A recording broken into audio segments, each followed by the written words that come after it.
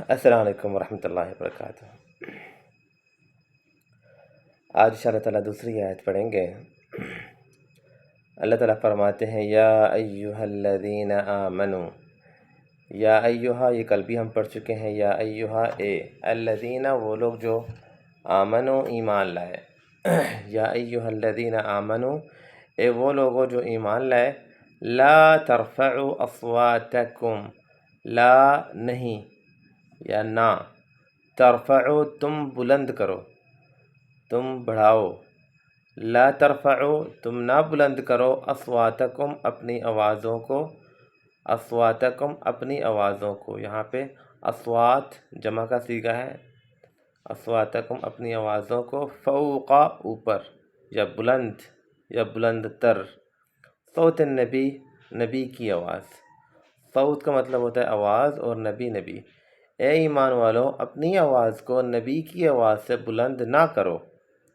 ولا تجہروا لہ بالقول، وا اور لا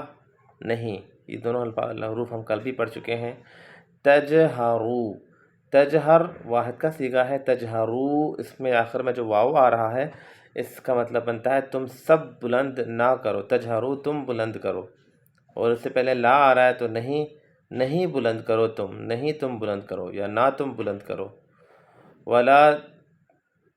تجہروا لہ بالقول،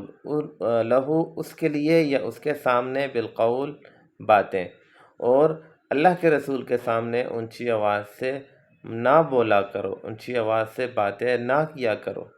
ان کہیں ایسے نہ ہو کو، ان کا مطلب ہوتا ہے کہ یہ نہ ہو کہ تمہارے اس اعمال سے کہیں ایسے نہ ہو کہ تحبط اعمالکم، تحبط ضائع ہو جائیں، اعمالکم تمہارے اعمال،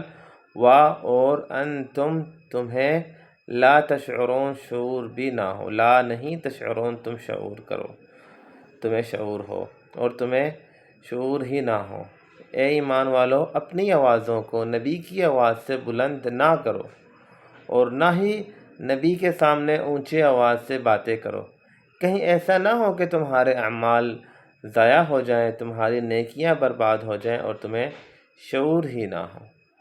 تو اس آیت میں اللہ تعالیٰ نے اللہ کے رسول کے سامنے اونچی آواز سے گفتگو کرنے سے منع کیا ہے، اور یہ اللہ کے رسول کے ادب میں سے ہے۔